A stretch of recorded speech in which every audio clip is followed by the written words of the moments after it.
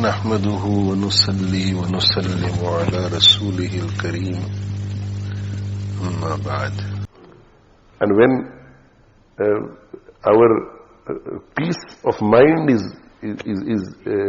taken away, when we are deprived of our peace of mind, then what normally happens is it is very, very, very difficult to concentrate in the a'mal through which you acquire the nearness of Allah subhanahu wa ta'ala. Because all the time, even when you're reciting the Quran, when you're doing the zikr, the mind will be there in friction. So always try to stay away from friction, stay away from doubting people, stay away from suspicious thoughts. Always try to give an excuse to the person. As long as your deen or your deen is not in danger, or your dunya is not in a great danger. For example, I have given you 50 pounds. Now 50 pounds is not big sum in this day and age. And when I ask you that, do you owe me anything? You say, no, I don't owe you anything. So we should give this person an excuse. Because 50 pounds is no harm to me.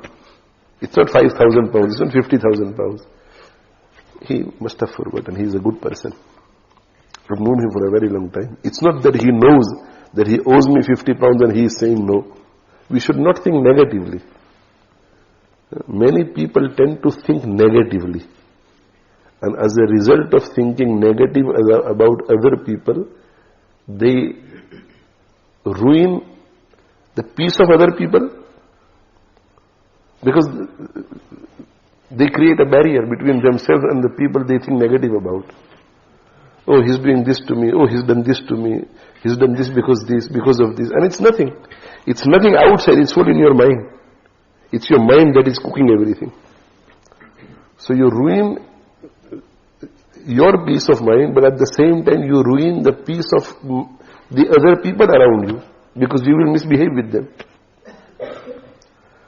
And sometimes you are this is happening with your family, with your children, with your wife, with your husband, with your parents. So if this is happening at home, then what will happen is that you will lose peace of mind and you will make everybody suffer in the home as well. Because if you are a family member, it's not easy to throw somebody out of the family. And similarly, if you are working somewhere, then in that working environment also, it's not easy to throw somebody out, especially if you have love for somebody, if you like somebody, if you don't hate that person and you feel sorry for that person, then why is this person behaving like this? So you don't want to throw that person out. And despite all the negativity in your mind, you don't want to leave as well. So what happens is that you are suffering as well, and you are making every individual suffer. So learn to think positive about other people. Allah subhanahu wa ta'ala says in the glorious Quran, Ya ayyuhalladhina amanu, ijtanibu kathiran minadhan. Stay away from a lot of suspicious thoughts. Why does Allah not say, stay away from suspicious thoughts completely? Why does Allah say that? From a lot of suspicious thoughts. Because there are instances in life where one has to think negatively. For example, if somebody comes to me and say that, can you borrow me 50,000 pounds? And I have got 50,000 pounds. So when somebody asks me for 50,000 pounds, and if I want to give 50,000 pounds, then Sharia teaches us to think negatively also. That, can I trust this person? Will this person return my money? That's why Allah says, Ya ayyuhalladhina amanu ijtanibu kathiran minadh-dhann. Nabi sallallahu alayhi wa sallam said, Al-hazmu su'u zan. Suspicious thoughts is precaution. So it is in muamalat, in places like this. For example, you are an owner of a factory, you're looking for a manager. Then when you are interviewing him, you will not look at all the positive points. You will look at the negative points also. In fact, in your interview, you will focus on the negative aspects only. And try to rule out all the negative aspects. So always think positive about people. Unless You have to think negatively in places where Sharia has given permission. May Allah subhanahu wa ta'ala grant us all the tawfiq. Even with Allah subhanahu wa ta'ala, always think positive. Ana dhanna abdi bi. I deal with people according to how my servant thinks about me. If he has positive thoughts about me, I deal accordingly. And if he has negative thoughts about me, oh, Allah is very kind to him, very kind to him, very kind to him. And despite my performing umrah and going on the multazam and making dua, Allah has not accepted my prayer.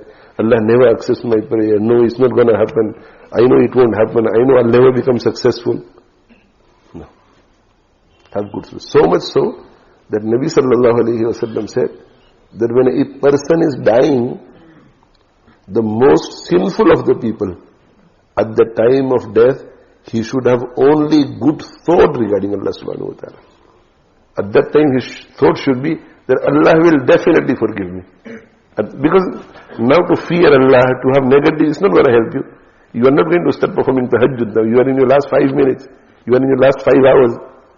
So at that time, لا يموتن أحدكم إلا وهو يحسن الظن بالله. None of you should die, but in the state that he is having husn zan with Allah. Good thoughts. So always remember that Shaytaan in order to deprive us.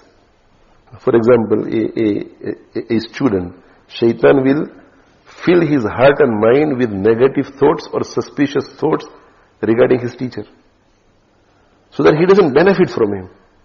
And similarly, a very bright student, so Shaytaan realizes that if they make a partnership, this student will become a weapon, a tool for this teacher who has become old now.